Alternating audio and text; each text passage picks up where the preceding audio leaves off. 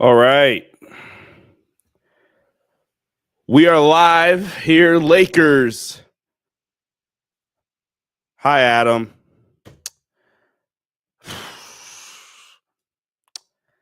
Lakers, unfortunately, lose game 4 in heartbreaking fashion. 116 to 113, going down 3-1 in this series. Game 5 is Wednesday night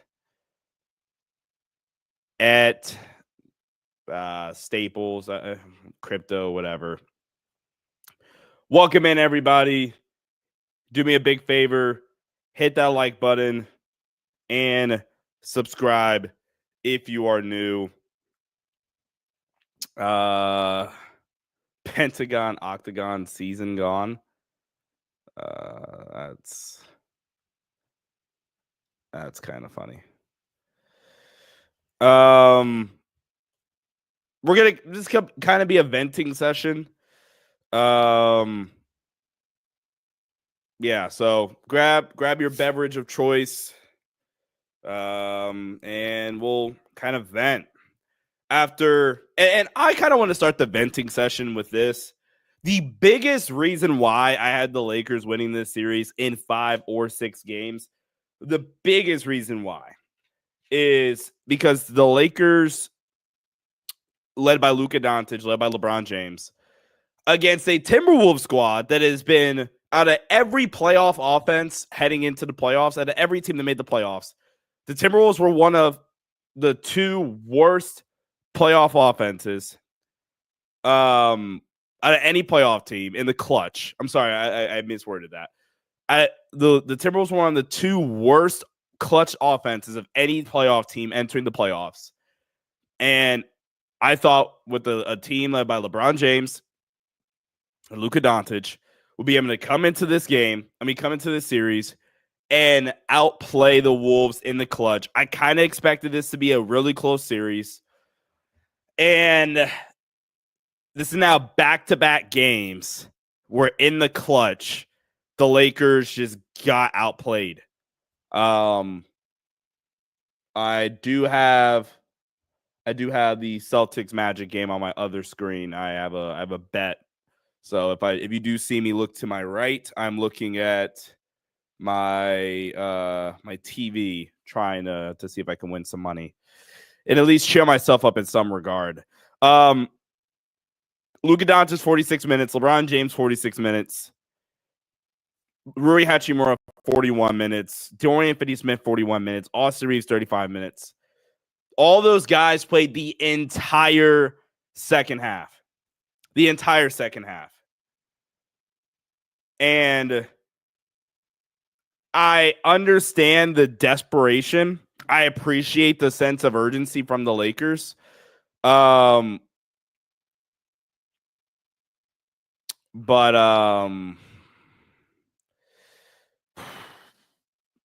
you can't do that.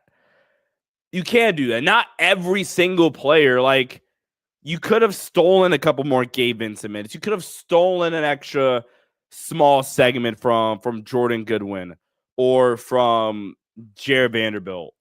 You could have went the start of the 4th quarter or the end of the 3rd quarter with one of LeBron, Luka out of the game for at least a 2-minute stretch to give them some sort of burn. Like, it was very, very clear that those guys were gassed down the stretch. Very, very clear that those guys were gassed down the stretch. And, I mean, shout out Julius Randle. Had another great performance. 25 and 7. He dominated in the first half. Lakers did a little bit of a better job on him in the second half, but second half, Jaden McDaniels kind of woke up. He has 16 and 11. Dante hit a couple of timely shots. Naz Reid has just killed this team consistently in the second half. Consistently in 4th quarters of these games. Consistently killed these the guys. Randall has outplayed Braun in this series. Same with McDaniels. I'm going to disagree. I think Randall has very clearly been the fourth best player. But the problem is, I think Randall's very clearly been the fourth best player. I think McDaniels has very clearly been like the fifth best player. And I think Anthony Edwards has very clearly been the best player. And that's why the series is what it is. I think that's why it's 3-1. It's 3-1 because the Timberwolves have easily the best player, easily the fourth best player, easily the fifth best player in the series. That's why it's 3-1.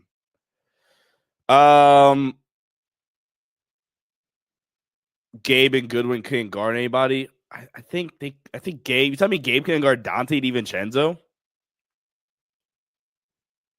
Tell me that's the case.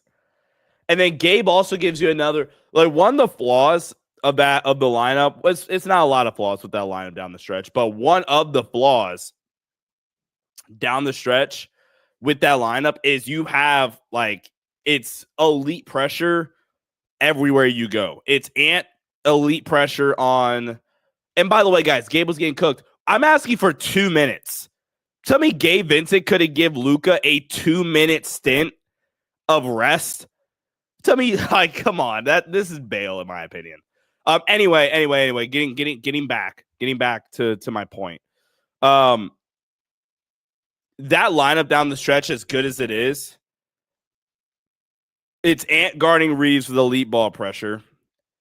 It's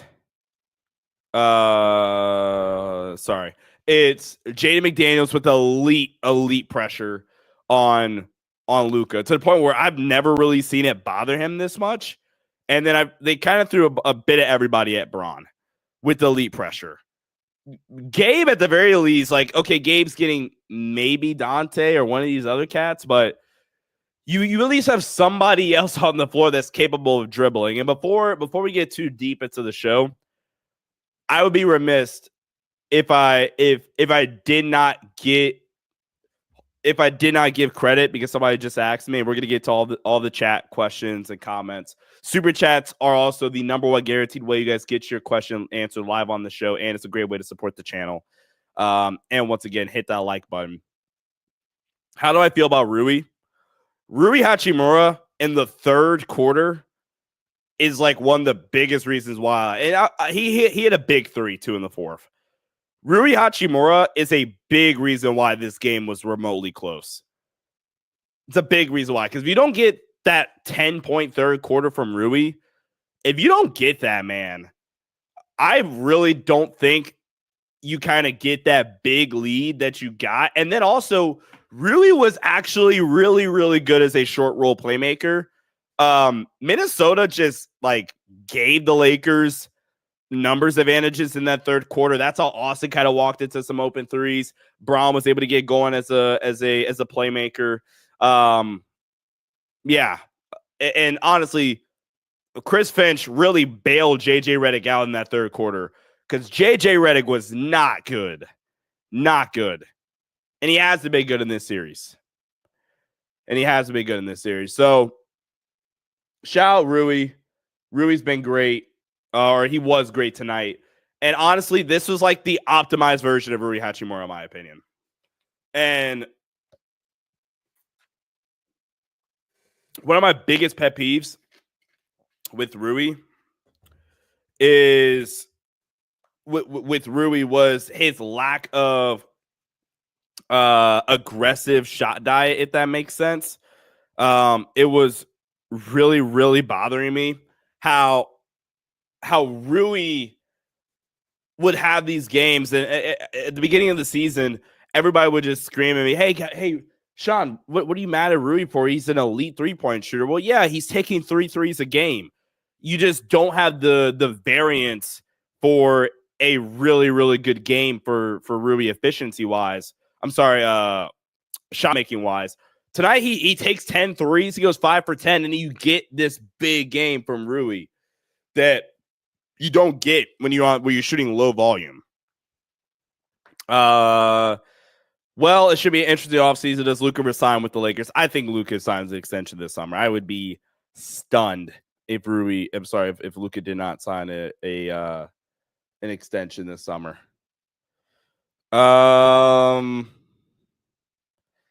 That was a bad. That was a awful foul on Austin too.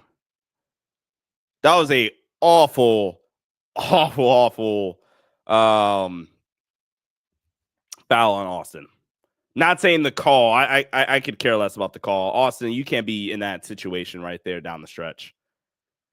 Because at the very least, it's tied with you getting the ball. But like, why foul? Because you're out of position. You're out of position. Just let him dunk. There is nothing you are doing on that possession to impact that shot. Because you were already late on the rotation. Jalen Brown, please do something with your life.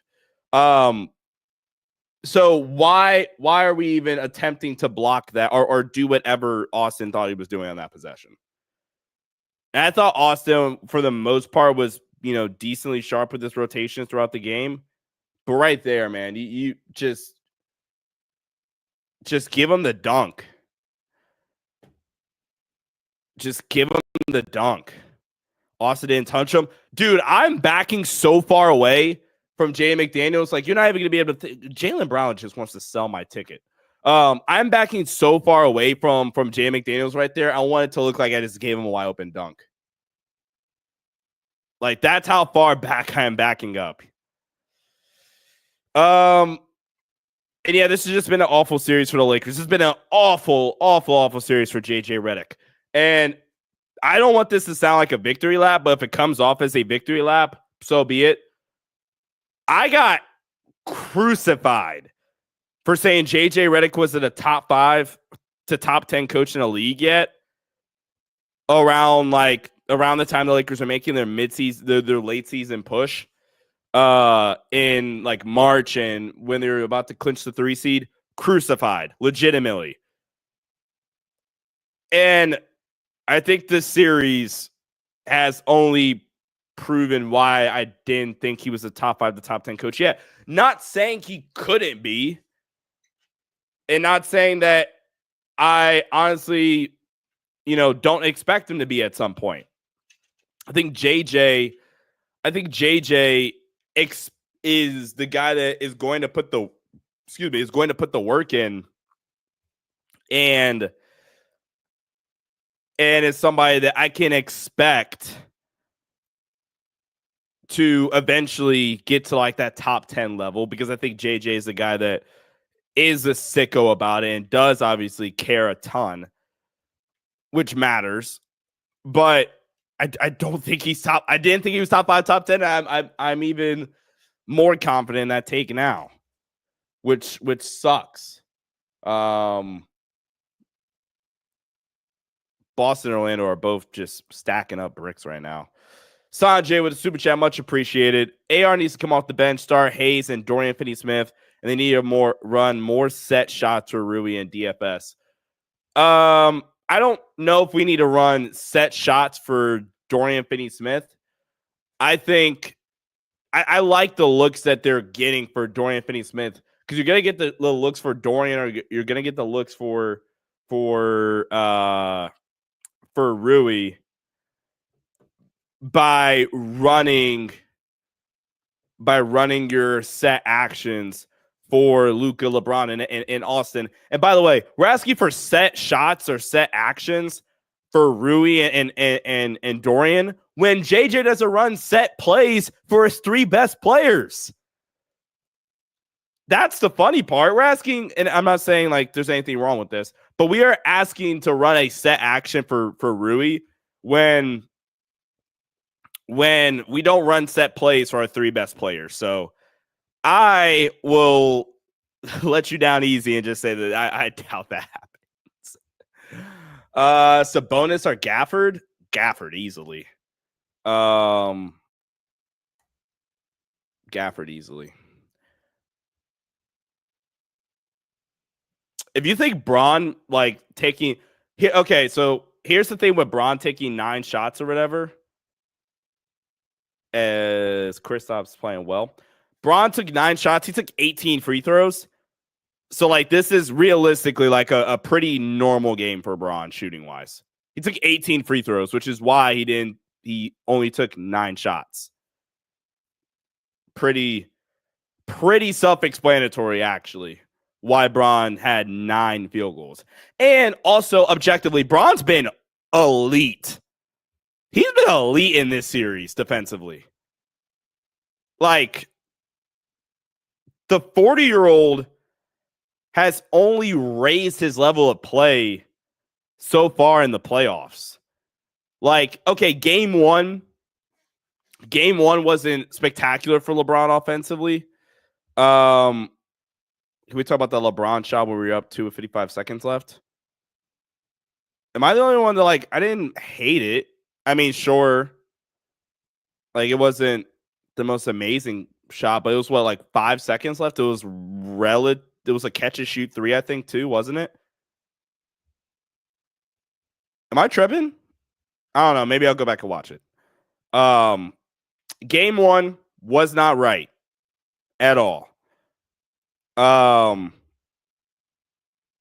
But like since then, defensively, he's been amazing. Yeah. You know what? Let me go watch it. Let me go watch right quick. Chat's talking about it. Was it that bad? 30 feet. I personally didn't think it was that awful. Oh, I don't know. Hold on. Let me pull it up right quick. I'll pull it up. Pull it up on my screen here. If it was bad, I will be objective and honest and say it was bad. But in my opinion, especially how like clogged up the floor was in the fourth, Austin sucks. Stop defending him. I think I've been nearly as critical of Austin Reaves as any Laker analyst throughout the entire play. I've been really, really critical of Austin. All right. 10 on the clock. Lucas isolating Nas. Nah, I don't mind it. I don't mind it. It's 6 on the clock. Okay, could he have put pressure on the defense? Sure. But this is a deep 3. It's an uncontested 3. Julius Randle does not get a contest. He gets a late contest, matter of fact. And who's to say that Bron just drives and it becomes a clogged lane? I don't know. That's a shot you just have to live with at the end of the day. Personally. I never said they were trash. So stop the rage bait. Because that's just not true. I understand. I understand some of what the chat's saying. I personally, because then if we're mad at that shot, there's a lot of shots we could get really, really nitpicky and mad about down the stretch. There's a lot of shots we could get mad at. I don't know. He has been good at hitting that shot as the Lakers, so I want him to drive and collapse the defense. Bron was a 40% catch and shoot 3-point shooter this year. In the playoffs, in the regular season, mind you. In the playoffs, that was LeBron's a 43% catch and shoot 3-point shooter. 60 is that let me see. Does Synergy classify that as a uncontested 3 or as a guarded 3? They probably classify that as a guarded 3. I don't mind that shot. Let's see. Let's be mad at the missed layups. This team keeps missing layups down the stretch. Be mad at that. He does. Okay. Fair, Jackson. That's fair. All right. What should we do? Sean had me hyped on this matchup, but here we are, 1 game away from the season being over. Look, 3 kind of broke this down already, but some of the biggest reasons why I think I missed. I think the biggest reasons why I missed on this series. Number 1, this team's been god awful on the clutch. God awful. They cannot generate a clean look in the clutch to save their lives. That's number 1. Number two, one of the biggest reasons why I missed on this series is because Anthony Edwards legitimately has, oh my God, Tatum fried him. Anthony Edwards has legitimately just been an insane decision maker. He's been awesome as a decision maker in this series, and was something that I didn't necessarily account for. Like, if you look at Ant in the past in this series, I'll really quickly pull up his series stats. 30 points, 8 rebounds, 6 assists through 4 games. League average efficiency, 57.7% true shooting, only averaging 1.5 turnovers. And that's the other thing too. I don't think Ant has had turnover issues in this series. He'll have an example of him missing a read, but it's not a misread that turns into a turnover for Ant. And then tonight, the Lakers just kept, or it wasn't tonight necessarily, I think it was game 3 where they had turnover concerns. Yeah, in game 3, Lakers had 16 turnovers per ESPN. So those are the biggest reasons why. And I don't think, and again, this comes back to tactically, the Lakers have not been able to freaking attack switching all series. All series. The Lakers have been able to attack switching all series. And then the Timberwolves role players, something you can't really like quantify heading into a series. But Jaden McDaniels has been awesome for them. Naz Reid has just torched them in the fourth quarter every game, it's felt like. And then Julius Randle is starting to shut up some of the playoff haters. And I will admit that I was kind of one of the ones that didn't really see it in this series. I thought the Lakers had the size and the physicality to somewhat bother what Julius Randle wants to do. In this series, Julius Randle 23 5-5 on 62%, 61% true shooting in this series. So it sucks. It's unfortunate, but those are the biggest reasons why I think I just missed on this series. Now, let me know in the comments. You guys, we'll put a poll up. Let's see. Confidence level that the Lakers come back down 3-1. 1-3. Is your confidence level a 1-3, a 4-6? Is it a 6-8? All right, here. We'll go 0. We'll go 0-2, 3-6, and then 7-10.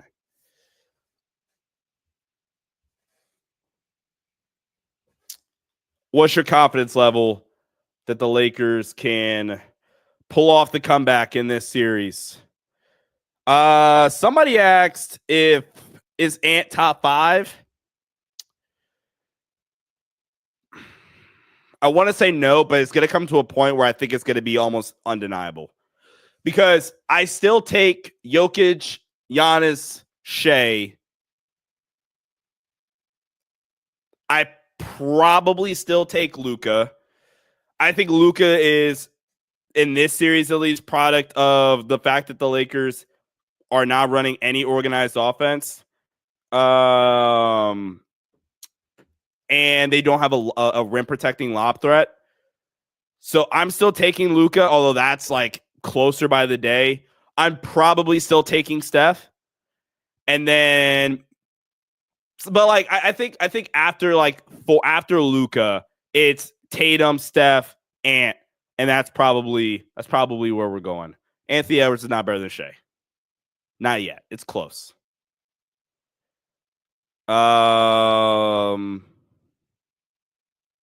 Yeah. And the full court press, the Minnesota, that is such elementary school shit. Why could the Lakers not just counter that? It's the dumbest thing on earth that the Lakers couldn't counter full court pressure from the Minnesota Timberwolves. It's elementary school level, like basketball.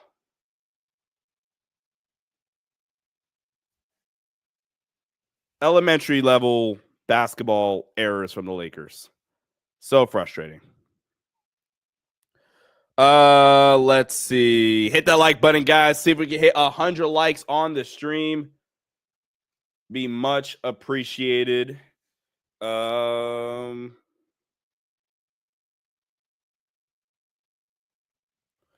much appreciated. Let's see. The best version of this team is to paint, drive, kick out for the three ball. In my opinion, this is the way to get back into the series and negate their rebounding. Well, to get the paint touches, you got to be able to run some damn offense. Let me see. I hope my connection doesn't lag out when I do this because Tim does a lot of stuff. If I go and look at it, shout out to my guy Tim, Cran Just Speak Basketball on Twitter. When the Lakers run a set action, they are literally getting more paint touches and more catch and shoot threes. So that is why it makes no sense on planet Earth, because that at the end of the day, at its core, this is what JJ wants. JJ wants the Lakers to be able to get exactly this: paint touch, layup, paint touch, three. That is what JJ wants. So that's why like the Lakers not running anything is the dumbest thing on planet Earth. It makes no sense. Hold on. Let me see. Did I all right, I'm trying to pull this up. Organize offense. Hold on. Okay. All right. So Tim's not on the stream. So Tim, if you're watching this, I hope I didn't I'm not incorrectly using your data here. But based off what my buddy Tim, Cran Just Speak Basketball, has so far this season for the Lakers, when they run freelance, okay, 25% of their shot attempts are at the rim, and 28% of their shot attempts are catch and shoot threes. 16.5% of their shot attempts are pull up threes. They shoot more short mid range shots. Okay. When the Lakers run a half court set, oh, by the way, expected points per possession 0.99. Okay, when the Lakers, and I am spitting numbers at you guys, so do not get bored for me for like 2.8 seconds. When the Lakers run a half court set, expected points per possession is higher. They get more shot attempts at the rim. They shoot less shot attempts in the short mid-range area, less pull-up threes, more catch-and-shoot threes, more open shots. Less of the shot attempts are heavily contested or blocked. When they run a help beater, meaning we are attacking a specific coverage, 1.11 expected points per possession. 27% of our shot attempts are at the rim. 40% of our shot attempts are catch-and-shoot threes. 49% of our shots are open with a 62.7% effective field goal percentage. You would think that JJ Redick would be able to recognize this and be able to say, yeah, we should run some good stuff. No. They don't do anything whatsoever to give their best players a good shot. Everything feels so tough. The one good shot the Lakers got in the fourth quarter, and I'm sorry, I lost some of the chat, so I'll catch back up. The one good shot the Lakers got in the clutch of this game, and this is my little rant. The one good shot the Lakers got in the clutch is an Austin Reaves wide open three, and guess what that shot came off of? It came off of organized offense. They ran a horns action with LeBron being a screener, Austin flaring out, Luka hits AR, a wide open three uncontested. Because who would have effing thought running good offense would get you a good shot? No way. Nuh-uh. Come on, dog.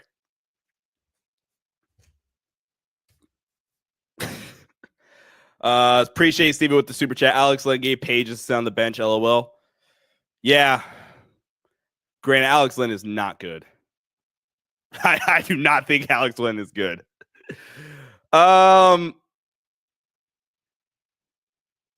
Refs were on one this game, but we can't blame them. Lakers beat themselves as they usually do. I refuse to blame the refs when LeBron James got the best whistle of like the past 10 years. This is the best. This is the best, objectively, the best whistle LeBron has gotten in a decade. And I'm not saying that LeBron was like foul grifting or foul baiting or whatever the hell the lingo is. Like, he got fouled, but this is the best. This is the best whistle he's gotten in a long time. They said his whole career, damn near. So I refuse. Now, I do think that the refs were yeah, I refuse to blame the refs. So running offense equals better offense. Who would have thought? Yeah.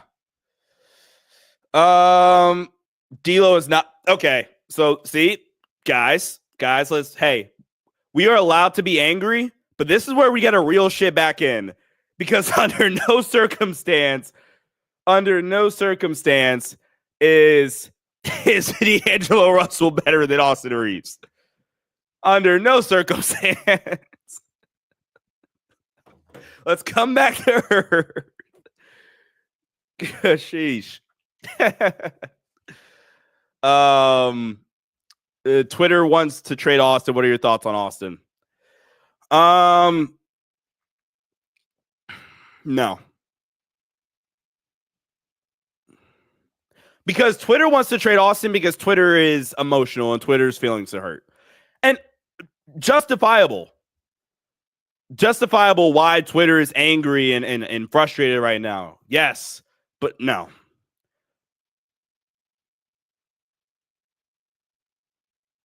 D'Lo's probably better. No, D'Lo's not a better defender. D'Lo is a arguably more, or at least equally talented pull-up shooter. But I think at this point, I would argue Austin's equally as good, if not a better playmaker. Austin's floor is not the floor of D'Angelo Russell's. Austin's floor is not nearly as low as D'Lo's floor is. And objectively, there is not a single person in the chat that can disagree with that statement. There is no chance that anybody in this chat can disagree with me saying that Austin Reaves' floor is better than D'Angelo Russell's floor. If you disagree with that statement, you are lying to yourselves. Because may I present to you? Hold on. And see, this is why I said, like, I can be critical of guys and still also like be objective and be honest, or at least what I think is honest. May I present to you, ladies and gents, Game 3 of the first round last year.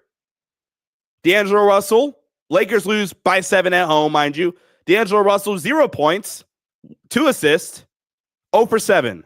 May I present to you Game 1 of the first round last year.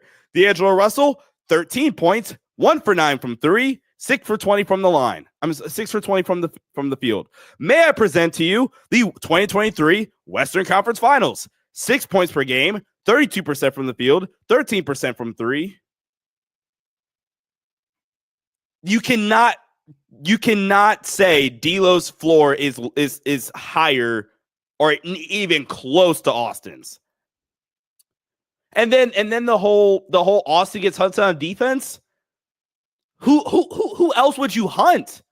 If your options are Dorian Finney-Smith, good defender, LeBron James, objectively good defender, Rui Hachimura, who's big body, lengthy at the very least, and then Austin Luka.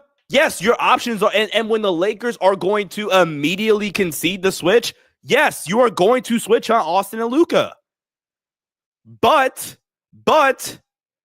Austin Reaves is a better defender than both Luka Doncic and D'Angelo Russell. That's a fact.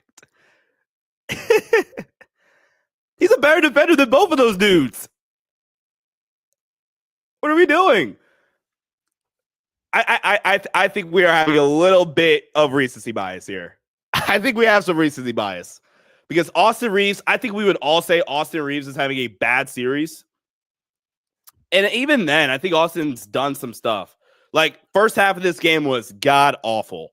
Austin Reaves in this series is still averaging 17, 6, and 4 on slightly below average true shooting. Shooting 42% from the field, 35% from three. Like, at the very least, you're still getting somewhat relative production from Austin. Somewhat relative production from Austin. And this is his floor. This is his floor that everybody is saying trade Austin Reaves about. Mind you, this is the floor we're talking about. And really, last year with Austin's biggest issue last year is that he just couldn't hit a three to save his life. Last season was Austin. Austin was he had a subpar 3-point shooting season for his standards. He shot 36% from three last playoffs. I'm sorry, last season. Let's check back up on the chat. Good conversation. I'm not saying like Austin's completely off the table, but I don't want us to overreact and like panic. Hit that like button, guys. We're having fun.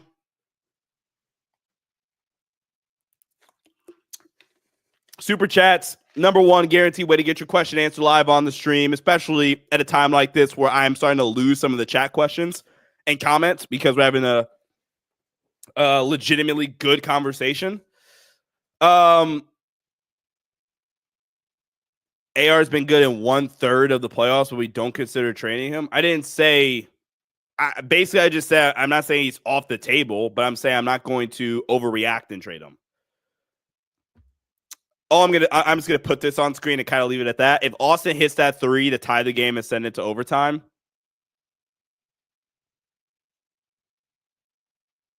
I think the sentiment's really correct. I think that sentiment is spot on.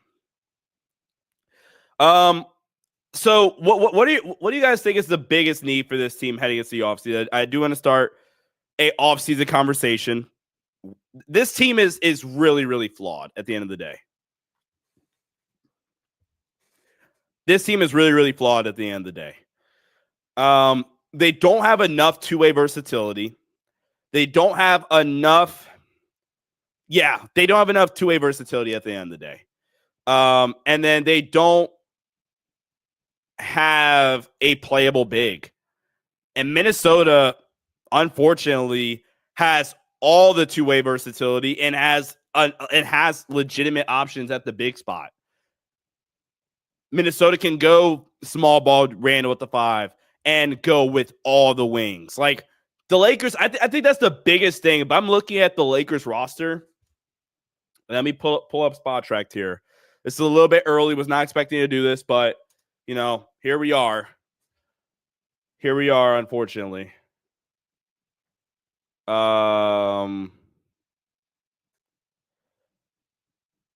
Let me. Okay. So really quickly, this is gonna sound. I don't want you guys to get irritated. If he's back healthy, I'm actually really, really excited to see Maxi Kleber next year. I am like legit.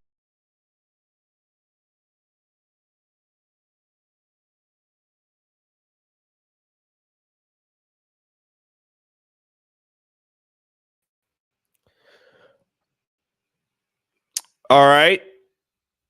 Not sure what happened there. Accidentally. See, that's how bad this season's been.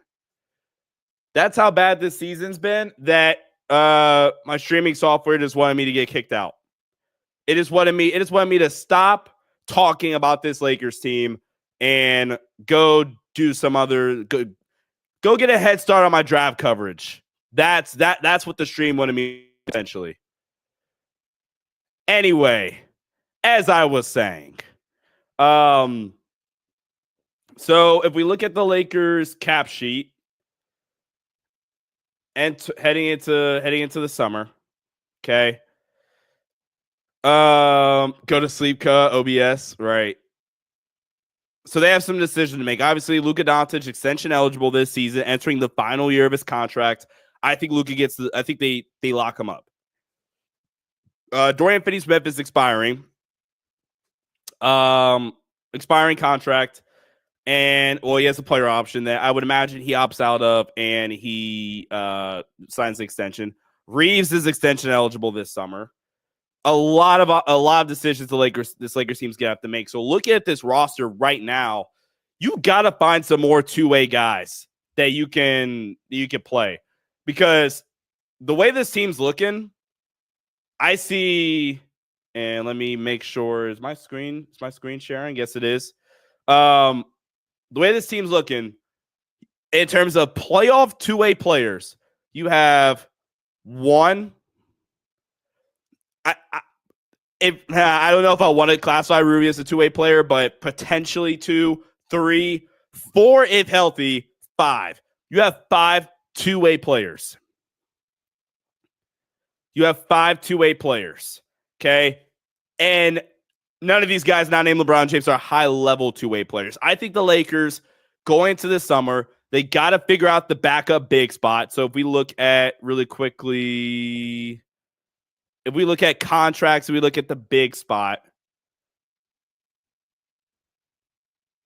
All right, so let's see. Got potential bigs that we can look at.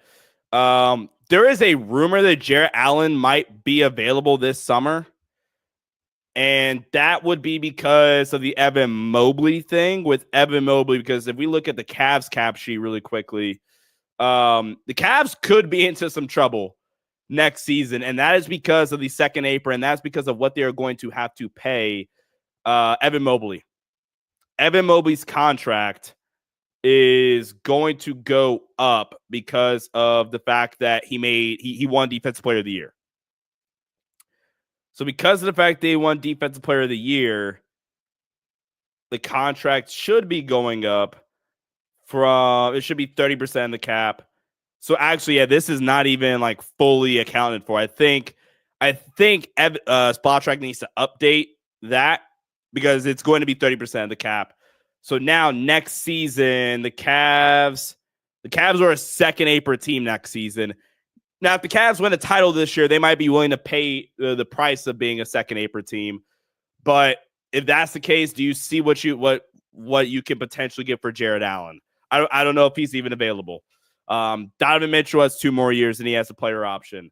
Darius Garland's going to be making $40 million. So you got to figure out the backup big spot at the end of the day. You got to figure out the backup big spot. And you got to just find more two-way guys that can contribute and help you win games. Trade Vando for Oubre, shift DFS to low man backup 4, and then Kleba, Gabe, and for Claxton, and sign Capella for the biennial. Am I tripping for not being high on Capella? I don't think Capella's great.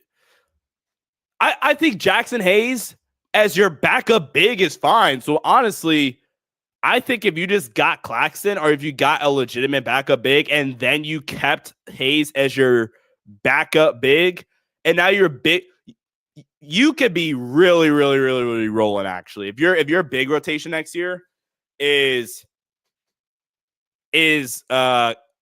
Claxton caliber big, Jackson Hayes, Maxi Kleba is a small ball 5. That's a good. That's a capable big rotation. Then you still have your small ball 5 options with Kleba and with Dorian or Ruby or whatever. So go get a starting caliber big and then go get some more two-way versatility along the wings and check ball. The more and more I think about it, I don't like the idea of trading Reaves because I worry about your regular season offense, and I worry about 41-year-old Bron still being demanded to carry that big of an offensive load. Personally, I don't know.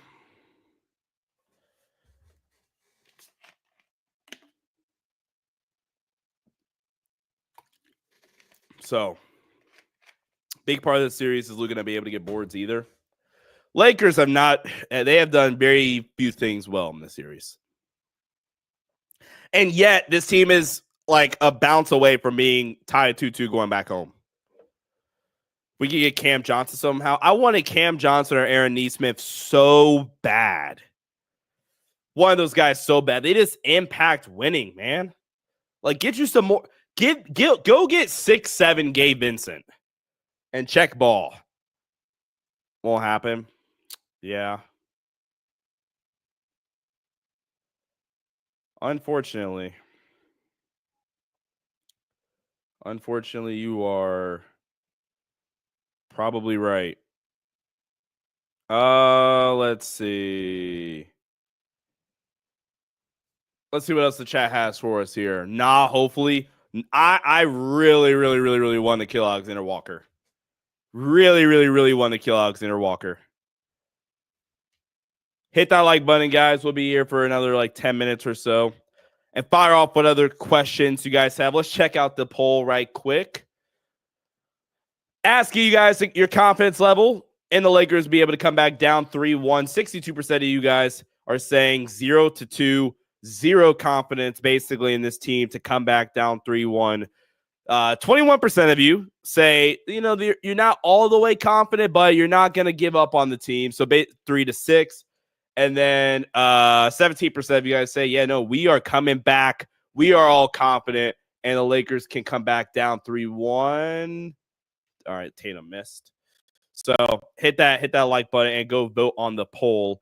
And let's get back to the chat. Thoughts on Andrew Wiggins? We give up Rui, and I don't know.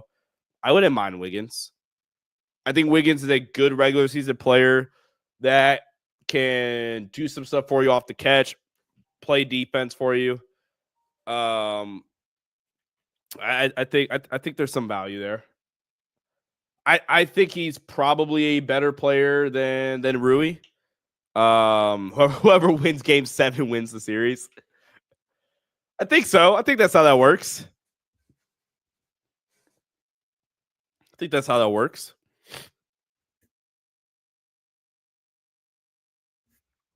Oh, never mind. You meant to say Game 6. Bummer.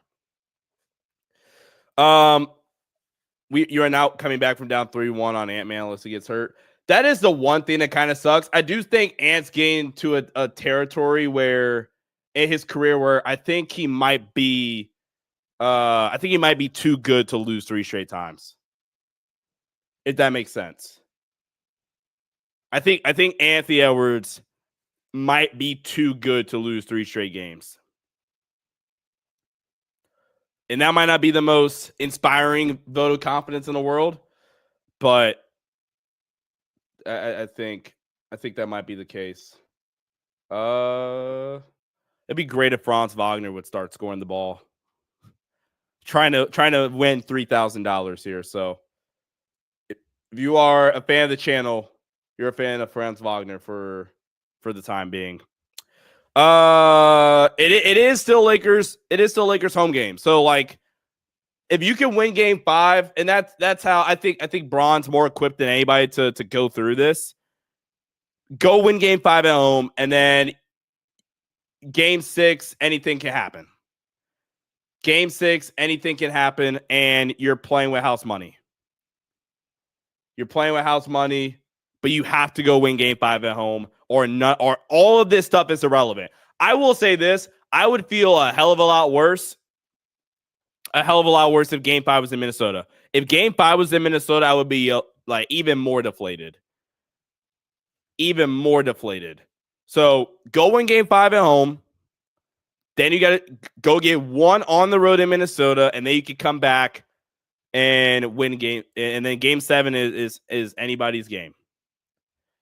Lakers gave their best punch. It could have won game 4. Don't see how they can win game 6. They might just give up and lose game 5, knowing their best still is enough to beat Minnesota. I don't know. I still don't believe this was their best punch. And again, maybe I'm being a blind optimist. The one thing that I do think was their best punch is, I don't know if Rui plays this well again. Like, Rui had 23 points, hit five threes. I think Bron's somewhat close to being back fully healthy. And I thought maybe in the fourth he was just a little gassed, but I think over the duration of a game, I think Bron's shown that he's close to full strength, or as close to full strength as he possibly can be at this rate. But that Austin hasn't had this crazy game yet. And if anything, Minnesota's just been the team that's just hit you with punch after punch in this series. So I don't know. I'm not entirely convinced that the Lakers have given their best punch, if you will, to Minnesota in this series. Julius Randle over LeBron? No. Not going that far yet. Vando and Hayes off the bench for rebounding and energy is what we need. Well, we're talking about lineups. Can we just start the small ball 5 group already?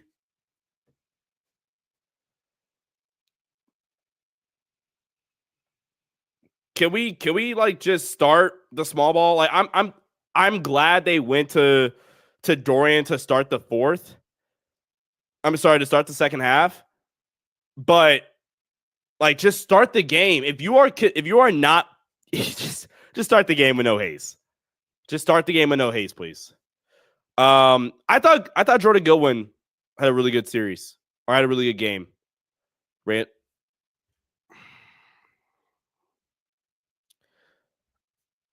Been a fan since '90. Bron ain't a good player. Sorry, you can form your own opinions. Okay, yeah, you can form your own opinion too. It doesn't mean it's correct. If anything, I think it's pretty clearly not correct. But and Julius Randle's been cooking everybody. He's actually been going more at Luka than Bron too, if we're doing that whole thing. So yeah, just gonna say that and get back to the chat. Let's see. No way. Is this clutch time offense thing legit? Doesn't surprise me. So Nas says the Lakers clutch time offense versus Minnesota is a 78.6. Again, one of the biggest reasons why I thought they were going to win this series is because I thought in the clutch they would be able to provide more offense than the Timberwolves. And so far through 4 games in this series, again, that has been just the exact opposite of the truth.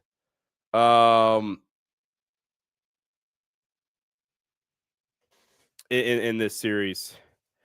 All right, so the Bron haters. You can criticize Bron, but like some of the stuff in here is just is just stupid.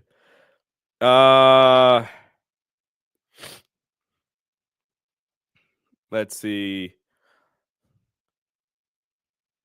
Hayes should be playing.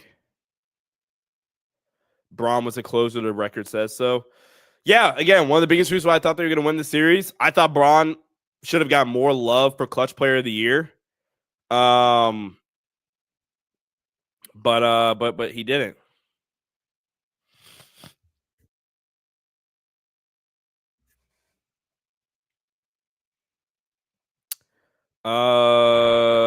Let's see. Luka and LeBron need help. The Timberwolves role players have significantly been better in this series. Like I said, Jaden McDaniels and Randle have been easily the 4th and 5th best players in this series. Been looking for you. Why are you not Lakers Nation anymore? Well, I'm glad you're here. Make sure you hit that subscribe button if you're new. Glad you did find the channel. And I'm not with Lakers Nation, so I can do this. Build our own community and have fun here. So yeah, appreciate it. And yeah, I made a video and a podcast about it a while ago. So there we go. Lakers haven't drafted impactful players in a while outside of Max Christie. I miss him so much. Dog, you tell me you couldn't trade Dalton Knecht? Like, come on, man. You tell me Dallas is that hell bent on Max Christie? They were so thirsty to trade Luka. You could have finagled your way out of that one. Jalen and Julius have been the third and fourth best players in the series. I disagree, but hey, to each his own. I think it's fourth and fifth, but it's cool. There's no sub in the entire second half. Yeah, like not a single sub in the entire second half of the game.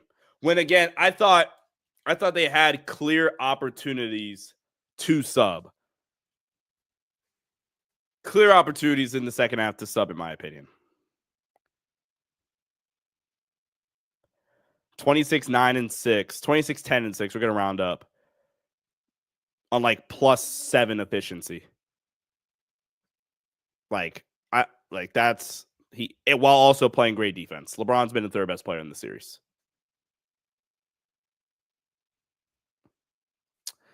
McDaniel, we should have kept Max. Yeah, he would have helped us a lot. These low scoring playoffs have actually been peak.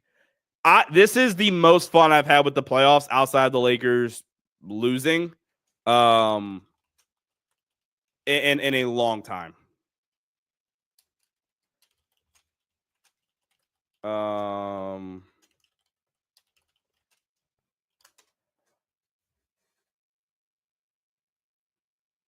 Yeah, this is the most fun I've had. Do I think LeBron should have more playmaking opportunities? Most of the fourth quarter was Luka running the offense and isolating, and LeBron staying in the corner. Isn't a 50-50 split better? I think some of the LeBron off-ball stuff that we saw in the fourth quarter is truly because he was gassed and he was exerting himself so much defensively that he was trying to save himself a little bit more offensively and let Luka and Austin. They gave the ball to Austin a lot in the fourth quarter, actually. I think part of that is like I was saying.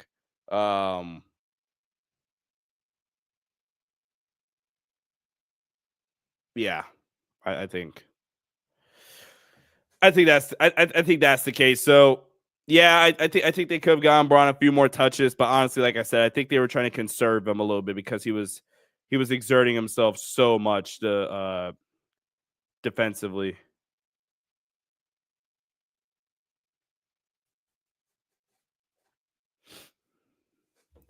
Some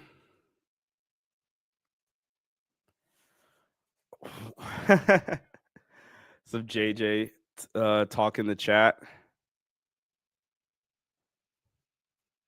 We could come back through, get one in Minnesota. You come back home in LA, and I'm sorry, get game 5 in LA. Win game 6. Like again, I would feel a little bit differently if you had to win 2 in Minnesota. You just got to win 1 in Minnesota, and you're one of the best home teams in the entire NBA. Like I don't think it's impossible. I'll say that. Not impossible. Likely, probably not, but not necessarily impossible. Are we sure JJ is better than Darvin? I think JJ is better in almost all the key areas. I think again the biggest area where Darvin clears JJ is the content and the offensive playbook and the content, the offensive playbook, and the organized offense, and just attacking certain coverages. But that's not even a Darvin thing. I want to say, yeah, that would be Chris Gent. that would be Chris Gent, who would get credit for that. Because Chris Gent, if I recall correctly, was the offensive coordinator for the Lakers last season. So yeah, and then also Darvin, I don't think did a good job at. Yeah, Darvin was not good. JJ is adequate to good at almost everything. I don't think he's been a good adjuster in this series. Really, almost all my gripes with JJ Redick are offensively. My biggest defensive gripe of JJ is he doesn't have a counter quite yet, and he doesn't have and he keeps like just conceding switches. He just keeps allowing them to concede switches. So yeah. Hit that like button, guys. We're gonna go for about 4 or 5 more minutes here. Appreciate you guys. And if you are new, we got some new people obviously straggling in. Do me a favor and subscribe here to the channel. We are approaching 15,000 subscribers, which is awesome. Really, really appreciate that. You guys, honestly, I have no idea. So, hit that like button, subscribe to the channel if you guys are new. All right, we were gonna stop the spam here. Just gonna do that. Unnecessary spam. We got it. You're happy that the Timberwolves are up 3-1. We can leave it at that. Look at the depth of teams like the Cavs or Celtics. Win now mindset and trades have destroyed this team's depth and identity. I think that both of those teams have just built their roster and their identity so seamlessly. And I think their role players have also just consistently showed up. Honestly. Boston now repeating. I'm kind of at the point now where I do think that it's the field over the Celtics. Like I feel really good about it being either Cleveland or OKC over Boston in a series. It's all I have left to root for. What would my lineup be for Game 5? What will my lineup be for Game 5? I'm starting the small ball lineup.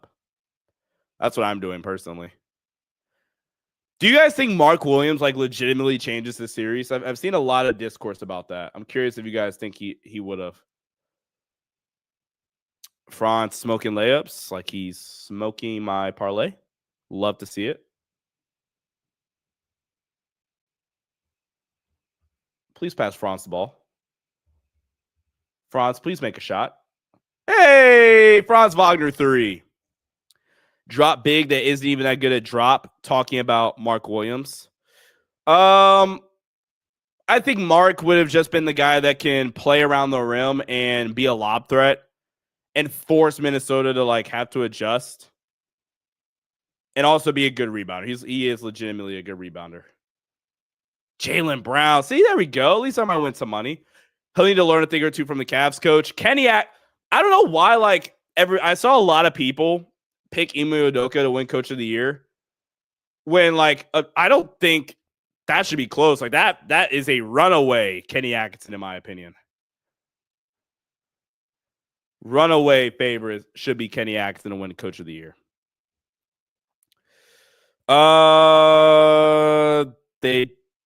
They definitely win the series with them, but they're not being OKC. I think the fact that the Lakers don't have enough two-way players would be the flaw in the series against the Thunder. That would be the big flaw. It was between JB and Kenny. Yeah, like there were a lot of people hyping up the Rockets preseason. And like, yeah, they still overexceeded expectations. But I think the Cavs have been the more dominant team all year, and they also equally like exceeded expectations.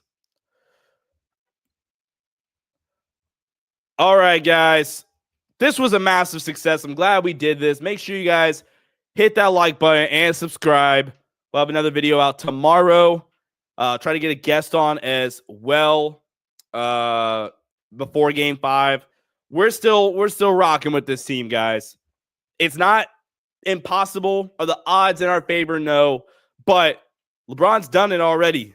You just got to get one. Just get one, and then you're still alive. So make sure you guys hit that like button and subscribe here to the channel. I'm Sean Davis. Follow me on X/Twitter at Sean_DAVI. And as always, guys, go Lake Show. I'll catch you guys in the next one. Stay safe. Peace out.